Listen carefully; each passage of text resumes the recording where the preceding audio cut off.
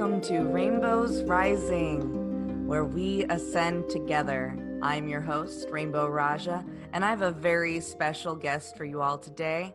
I have Justine Serebrin, and she is going to talk about intuitive art and her intuitive tattoo style. Welcome, Justine. How are you today?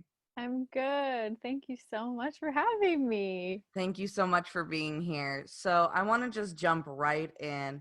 And if you could just tell us a little bit about your journey and how you found, your art style and how that came to be.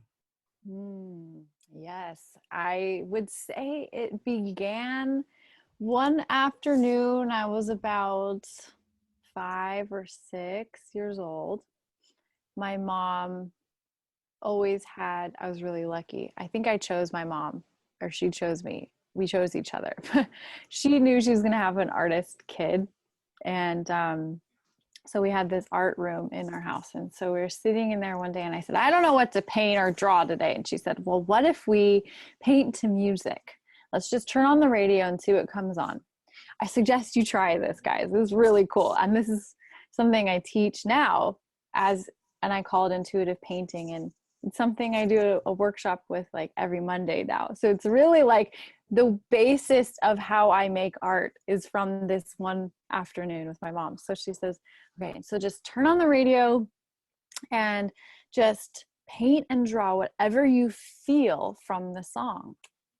I was like, whoa, cool. Okay. So I just listened to it and I felt into like the melody of it. And then I began to paint. I don't even remember what I painted, but I remembered how that day felt, and so that has informed everything I do now, to the oracle card deck I made, to the paintings I make, and to the way I do the intuitive tattoo ritual process too. So I am trained, like I just committed to art, throughout my life. Like I knew when all I wanted to do was paint as a kid and draw. I couldn't wait for art class. I knew that in high school, I wanted to go to an art college. I wanted to take all of the art classes at school and make a portfolio. And I only applied to one school, art school, and I just made it so I would get in there. And I did. And so I have this formal art training too. And at that time, my spirituality was really like coming to the surface as well. And I was having these, it really felt like this, like a pressure, like I was in a pressure cooker of trying to find answers. I just felt the desire, the seeking desire for spiritual answers to this world, and why I felt such like an alien here, and why I felt like I didn't belong here and this wasn't my home and I wanted to be in the stars somewhere. Like, what is all this about? And what, like, there's got to be more to this life than anyone's letting me know about, And so I just became like crazy hungry for spiritual answers. And at that time, that started to inform the work I was making in art school. And that kind of, I began to channel around that time too. And I didn't really get what I was doing. And it was actually like turning people off from my art in school. People were like, don't talk about that. That's weird. And that makes us not like your art as much. You just sound kind of crazy, So it's really not Hey, but everybody encouraged. likes like Da Vinci, or Van Gogh. He cut off his ear, right? Talk about Right? crazy. Right? You're right. Good point. It just wasn't like it wasn't valued. Or the way I was talking about it was too out there for the art world or something like that. So yeah, I just like found ways to develop both sides of myself. And then yeah, now I'm doing all these different kinds of spiritual art and teaching it now too. That's a long It's kind of answer, crazy but how a lot of times for us, we start off, and we when we start to explore our spirituality, we kind of have to keep it kind of quiet and keep a professional uh front until we make it a little bit, until we have enough people supporting us that we can kind of let loose. I noticed that about a lot of professionals in the spiritual field is, you know, we all have to have this very professional and put together front before we go, okay, by the way, this is what's behind the curtain, you guys. Haha. yeah, yeah.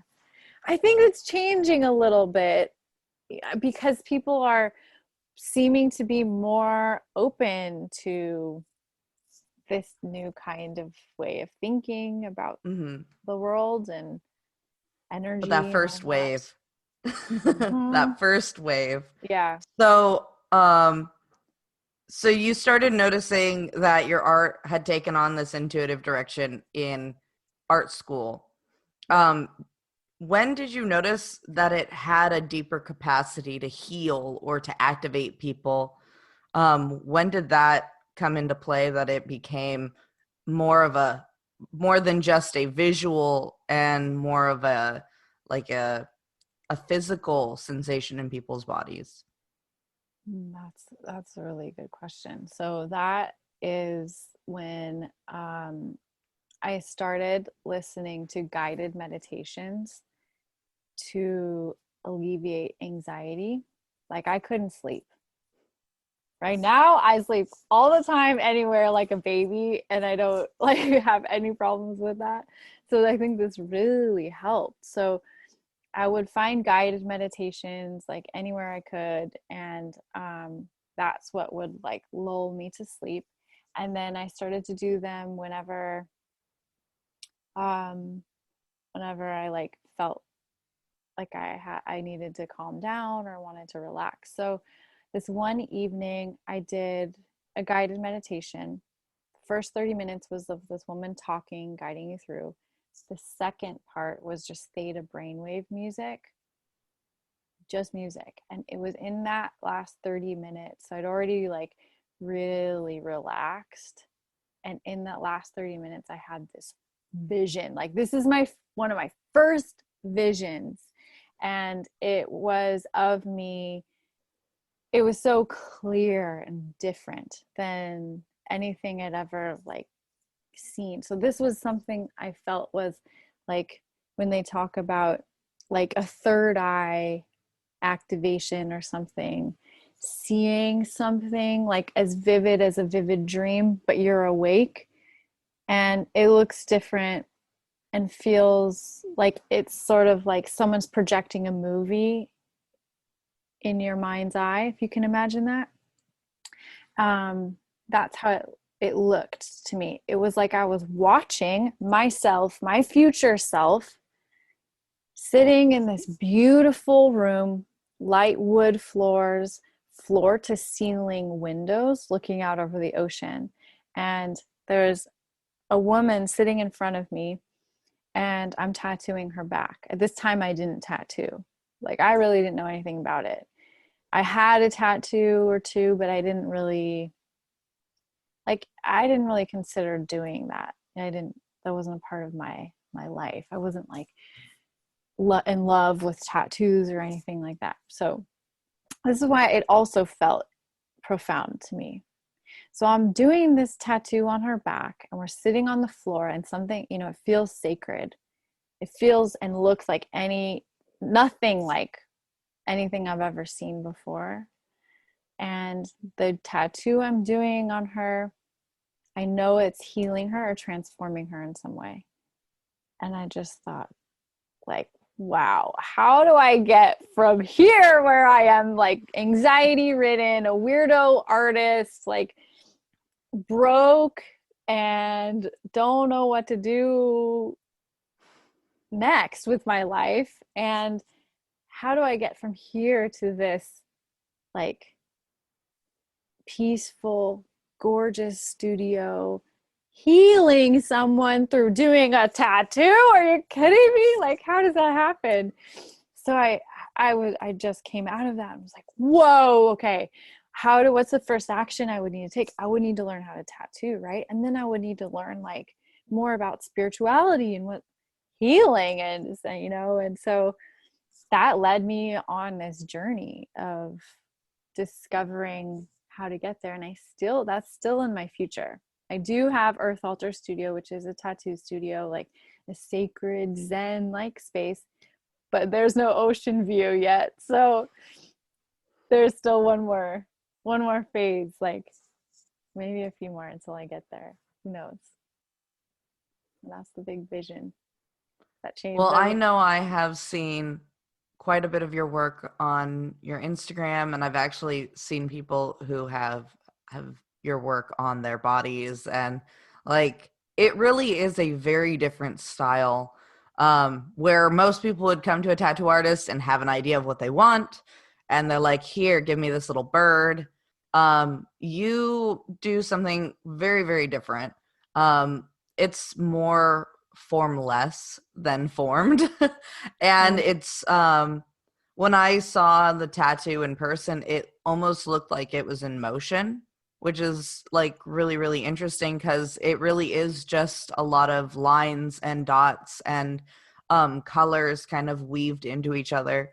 And I wanted to talk to you a little bit about what what is your process for coming up with those tattoos, and like where did you get that specific idea, because it really is not like anything I've ever seen, and I have quite a few tattoos. Yeah, so that the process has evolved, over a decade or more. More. I'm 35 now, and I started um like 2008, 2009. And when I started tattooing, I was just like, my motto was like, I'll do anything, like anything anyone wants. If I can figure out how to tattoo it, I'm going to tattoo it. So I learned how to do everything I could. Um, and then my style started to come through. Mm. And it was different than the way I paint. So I had my painting style, and then I have my tattooing style. And and I did a big part of this that like anchored in the intuitive ritual experience that I offer now was making the oracle card deck. Once I did that, like it was the it was the point that like made it was the initial point to creating the ritual for the tattoo Mm. experience. Like that was the intention for that deck, which is now called the Rainbow Warrior Activation Deck, which is like kind of a whole nother thing than the original deck in some ways. That's it. Yay. So Yes, your yeah. deck is amazing. You and Tracy did an incredible job. When I Thank went you. to your workshop, and what's so strange is I don't even know how I ended up at that workshop. I don't I don't I went to that store like one time, and then something happened. I like suddenly was there at night for a workshop at night, and like we just all sat down, a bunch of people were there. We all were handed decks, and they were like, "Okay, now guess what the cards are." And I remember it was so very clear to me. Like the pictures, I did not need a book. The messages were clear. It was like the pictures themselves spoke. I thought that was so magical because, I mean, how many decks can you just pick up and suddenly know how to use? It's That's one of so those cool. decks. That's what happened. Like that's why Tracy wanted to publish it, or why I was so excited by her wanting, let's do it, because she picked up the cards, this original deck I made, like I was saying, for this tattoo process, she found me at a farmer's market and she's like, let me try them, and plays with them. And she knew what the cards meant. She knew even what my intentions were for the cards. And it was magical. And then, so she helped me publish this deck and wrote this incredible guidebook for it, which offers so much depth to the cards that take them to a whole nother realm.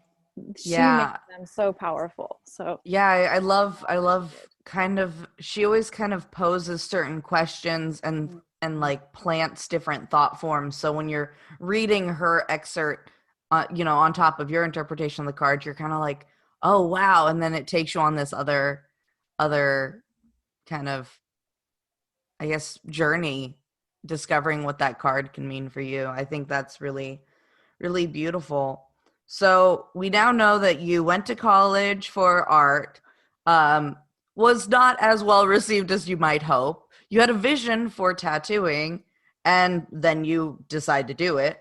So what practices besides these guided meditations, and listening to music and creating, what other practices like really, really helped you in connecting with your flow, connecting with kind of your source energy that helped you like create and just find yourself through your art? yeah, that's a great question. So it's meditation.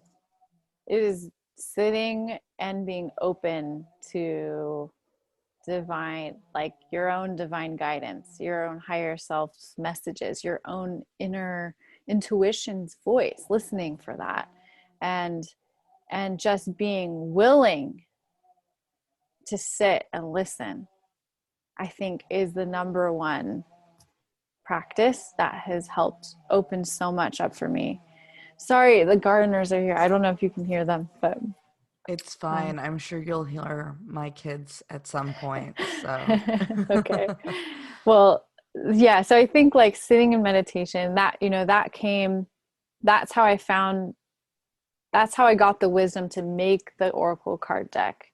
mm-hmm. And that's how I sit with each person before a tattoo, and I do a guided meditation for them. And on their behalf, I'm feeling into their energy, and I'm feeling all this swirling energy, and then I'm translating that into a tattoo. And it's because of that meditation and that time that we sit in silence, feeling into those spaces where we don't really give each other permission. We don't give, like, our world is busy, so you really have to carve out space and time and energy for that to happen. And I think that's what grounds us. That's where brilliant ideas anchor in. That's where we access this. I always have this vision of this, it's like a cosmic tree, and it grows fruit. And if you can be quiet and still and have like just super keen awareness to it, that it exists, you may be able to grab the fruit off and take these brilliant ideas and bring them into like tangible manifested form, Yeah, that's a beautiful image. Well, do you have any meditations that you would mind sharing with our listeners to help them connect with their creative flow? Yeah, I actually do that every Monday. I do it live. If you go to justineserebrin.com, you can sign up for the free Monday live painting workshops, intuitive painting workshops. And to start each session, I do a guided meditation, and it's different every time. And that informs what we're creating. We like release stuff. There's activations in it. It's really cool. So sometimes I send that this was, how much is this? Free. It's free. Yeah, do you guys hear that? It's every free. Monday. Oh my gosh, I'm gonna have to sign up for that. Yeah, it's fun. And you can paint, or you could draw, or you could sew, or you could dance, or you could write, do anything creative. It's really just a sacred creative space. So we spend a few minutes. It's 11 a.m. Pacific time to 12 p.m. Sometimes we go over. That's amazing. Thank you for holding that space for Yeah, everybody. And I will now be making that my Monday routine it's pretty because cool. I have And a kids lot can of do it. creative things. Oh, really? Kids can do Yeah. it too? Yeah, kids can do it too. So they can join in with you. They love it, actually. There's a lot of kids that jump in with their Awesome. parents. Yeah. That's good to know. So I noticed that you have a class. Tell us a little bit more about that. Okay, so yeah, I'm so excited about this. It's called the Intuitive Artist Mastery Code course. And I am walking people through this process of making their own sacred oracle card deck. And after that, then creating sacred collections of artwork. It's a lifetime access course, and we get these live studio hour times to create and talk about the process and just really create a thriving intuitive art business. So it's anyone that's like really dedicated and wants to be devoted to their art practice so they can thrive as an intuitive and an artist. And so I help build up the intuitive part of yourself, and then the creativity, like actual tangible techniques and tactics and business stuff, so we can really like bring it into the world and be supported by it too. So I'm so excited about this, and it's like officially launching now, and we're in the middle of our first session, and then I'm opening it up again, and it's just a magical creative sacred container of creativity. It's so fun. So fun. It that totally sounds fun. I actually tried to start an Oracle deck like about 4 years ago. Really? I was gonna combine like tarot and totems and uh fairies and craziness, but it was very time consuming. Yeah. And I juggle a lot because I'm kind of like the magician. I'm like, hey, Mhm. um Mhm. podcast and business and kids and all kinds of Mhm. things, writing books, and Wow. finding time to do that was definitely difficult. And I just kind of was like, I'll put this on the back burner, and I did. And it would be really cool to be able to, you know, take up that hobby again. So Yeah. tell me, how much are you charging for this course? Well, we're I'm sort of in this like testing phase right Okay. now, and I like to like have I do sort of like a a session with each person before to make sure it's a really good fit. And then I work with like, we can do like a payment structure that fits and flows. So um, we can definitely talk more about all those details. But Absolutely. yeah, I'm mostly saying it for our listeners as well. I know, I know. But Um, so that's really, something I really resonate with is when I meet different healers, and there's some healers who are just really money gung ho, and there's others that are kind of walking the old way. And I have memories of a time before when we as a collective of healers would just provide for the collective. And so I want to honor that, the fact that you're like, I want to work with people, I want to be able to facilitate what is best for them and provide what is going to help nurture them the most. And like, that is like, it warms my heart to hear, because there are very few people who are walking that path nowadays. So thank you for doing that work and for that sacrifice, because it's like a big deal. It really is. Like, yeah. probably not a lot of people recognize that, but I do. Yeah, well, thank you. Yeah. It's It's a tricky thing, and it's an interesting subject to really dive into, talking about like the energy exchange. As someone who's like super spiritual, and like I see this vision for New Earth, right? And I see the reality of our economy right now, and like I see through the dollar bills and this like it's such a game. It's a game, and it literally is like the Monopoly game. Like it is. Have you seen Zeitgeist Moving Forward? No. And anyone, it's free on YouTube. Go watch it. It's an incredible documentary. Interesting. It's like really intense at the beginning, and then it kind of like opens up into like a really interesting viewpoint of what's possible.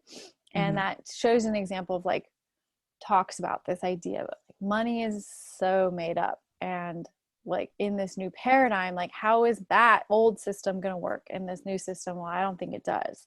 So I like, my spiritual consciousness is like, well, we don't need it, but then my physical life here and bodied, like, okay, but we're still in this paradigm, so we do need this energy exchange. This is how we exchange energy now, is through Mm-hmm. money and numbers. And so how can we create a conscious like exchange rate, you know? And sometimes like people, it's really interesting, like because it's an energy exchange. If, and I think of like when I'm selling the course and other things too, or like a tattoo experience, it's like, okay, this energy, it takes all this energy Mm-hmm. to give this experience, right? And Mm-hmm. then for the person to be ready, consciously, energetically, everything, to be able to fully receive it, that takes an energy exchange as well. And so I'm looking for the people that have the right vibrational match to that. Does that make Absolutely. sense? Absolutely. I do a very similar thing. I encourage people who are not doing so well on the financial front. I'm like, I will work on you if you have something to exchange. And that can be time. It can literally just be, if you're good at art, make me some art, and I will evaluate the amount of energy put into it, and I'll give you exactly what it is back. I've worked with several homeless people who, they could not afford a healing session. They were like, I really need a change in my life. And I was like, what can you offer me? And like let's find an exchange. I know you don't have money, that's okay. And they were able to, like, I think they ended up helping me with like moving some furniture or something around my house. And I was like, cool, thank you so much for the help. And that was enough for me. I was like, here, come on back to my office and we'll do this session. And um I feel that that is really important to remember, that not everybody is bountiful in one area of their life or another, and that they might have talents elsewhere, like writing music, or maybe they're really good at business matters and they might be able to help you in that regard. So Mhm. I respect that, you taking a look at all the different situations that might be affecting someone's life and finding the perfect balance of energy exchange there. Mhm. That's beautiful. So before we actually started this podcast, we had gotten a little bit into the light codes that are involved in your art. And for those of you who don't know what light codes are, they're really just energy forms that come through either through music, through art. They are meant to activate us. They are meant to help us ascend to a higher vibration, and they change and heal our wounds and thought patterns.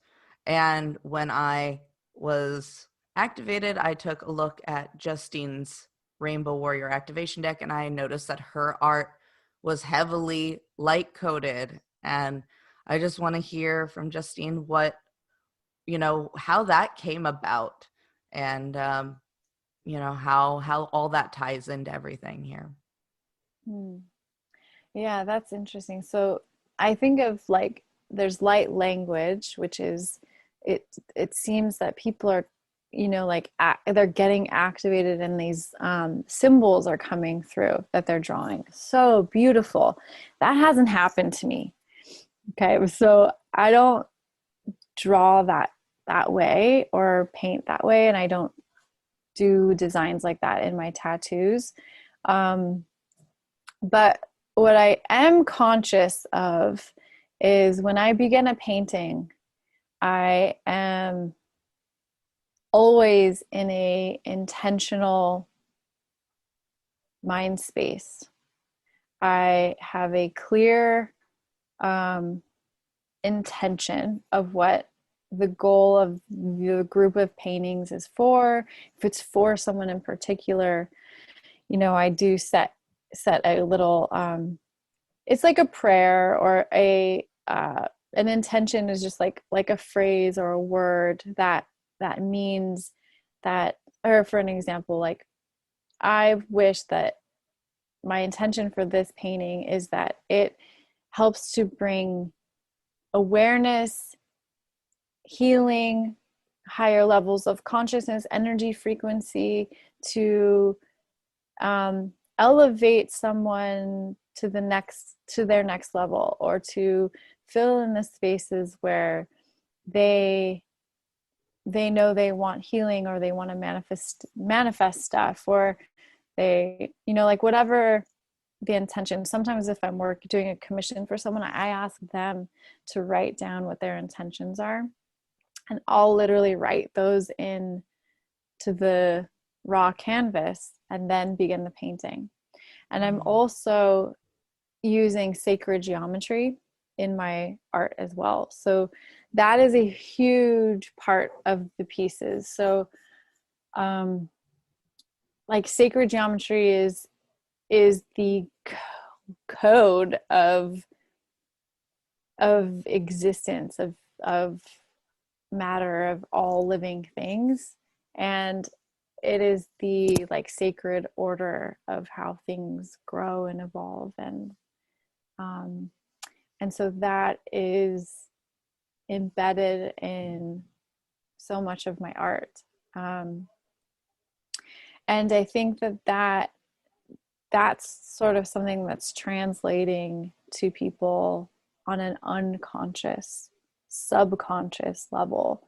And I think that those, like having this intention to create these portals into other realms, to activate consciousness, like I think that is all you need to make art that's like encoded, is having the intention and sitting and being like this open channel vessel to, okay, you also don't want to have it be like open to anything. You want to be like really clear. That I always say, to open up sacred space, I light a candle and I say, okay, my intention is that I am an open channel for only divine love light, and for everything that comes through is for the highest good of all, no matter what. Okay, no matter what, only divine love light. Like I'm really clear. Then I can be safe and open up my energy and trust what guidance is coming through, and trust the images that I'm making and seeing. And I think that helps to make the work from the highest vibration possible from me at that time.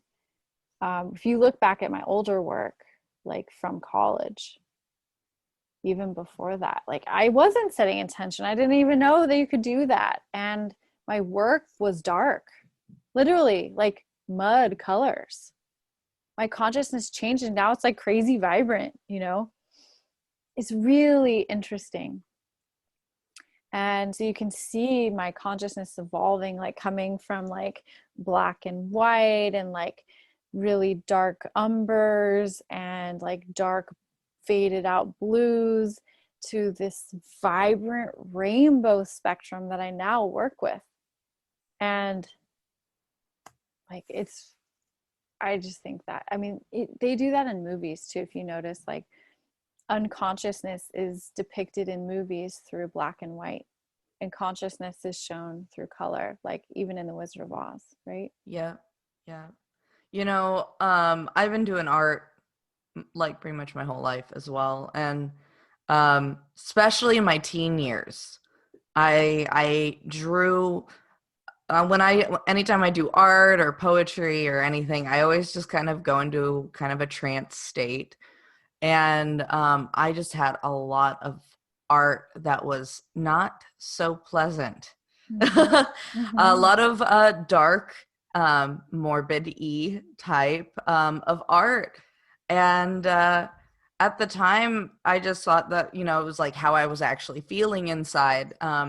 Like I was not the happiest person in my teen years. Me But too. what's interesting is that I really was channeling, this energy, because ever since I've been a conscious individual, that stuff doesn't come through. It doesn't. And if I start to feel that way, I just change my mindset. I'm like, no, I don't want to be this, so I'm not Mm-hmm. going to. I'm just gonna do this other thing. And Mm-hmm. it's really cool to like look back on that art and go, God, I wonder who was coming through with this. Wonder what was happening here. Is this a Uh-huh. theme? We have 3 pages of this theme going on. Uh-huh. It's I uh do. it's Yeah. yeah. It's just really interesting how art really does evolve. Especially when you are connecting with something beyond yourself, because I have some really interesting pieces that, if I pulled everything out, I put it all out, like there are pieces that are not at all in the same style, like just completely not mine, you know what I mean? Do you Mm-hmm. have anything that's like, Totally. yeah. Totally. I do think too, though, that sometimes it really is important for us to get this out, like get the demons out. Like, let's see them. Mm, Let's look at it. Because it used to scare me sometimes, like when the beings start to come through. And I do know that, like some really like high consciousness people will still have demons that they're facing. Like that's part of a kundalini activation too, right? Is like coming into awareness and coming into consciousness. You have to confront the dark equal to the light. To know yourself is to mm-hmm. know the darks and the lights, and to embrace all of it, because it's just another reflection of a part of ourselves. And so like allowing it to come through so you can see it and recognize and understand it, I think is so important. Like facing the demons, facing them, facing the scary stuff in life. And Absolutely. And like those dark your strength feelings. when you do that. Yeah, yeah. And I remember, that same, thing, like what I had drawn was, like I said, morbid, not so great. And it was always this like person with a hatchet. Why? I don't know. Mm. And it was you know, just really dark and scary. And I know, looking back, I look at that art and I'm like, it's really crazy how I was able to get that on paper. And like at the time I was not the most enthusiastic about living. Mm-hmm. I'm really happy I did, survive that time, and I don't encourage acting on any of those feelings, and to seek help. That's important to let people know. 100%. But Yeah. the art was really therapeutic for me, and like even though some days I connected with that darker side, there were other days that my art had like incredible vibrant colors, and it had like swirling different beings and different worlds all like thrown together. I had like a beautiful goddess and aliens, and they were all swirling into the center of it, and just waterfalls and nature and fairies and all kinds of beautiful, interesting things kind of finding their way together. And Mhm. there is a way for us to all connect to an intention. So if you're not feeling so great, you can connect to healing that, or you can connect to finding what it is that you need to heal that through art. And this whole month, I don't know if you've heard any of the other podcasts I've been doing this month, but I Not focused yet. on art and using art for healing to support this interview. And Wow. I Yeah, just want yeah. to know, do you have anything that you would encourage our listeners uh, to try or do so that they can connect with their ability to heal themselves through art? Hmm. I think the first thing that came to mind was learn Reiki 1. Right? Yes, so important. I totally Yeah. agree. Yeah. Like that is just number one. And, or get some Reiki done by someone. They can do it distance, you know? Um, I think that is so powerful. So, so, so powerful. And um, just to be able to, I think working with someone else is really important. And being in, like, I wish I had found a supportive mentor or energy healer that I felt like I could work with regularly. Um, and there was one shaman woman that I found different healers throughout that I worked with and I learned from, and there were just these little, like, I would go to a few sessions with each of them and learn from them. And um, I even had a really traumatic experience with one who was manipulative and was trying to um, like pull my energy negatively. And that's a story for another time. But I think like being aware that, finding a mentor that has integrity and love that you feel safe with is key. And Absolutely. to work with someone that makes you feel really safe is good.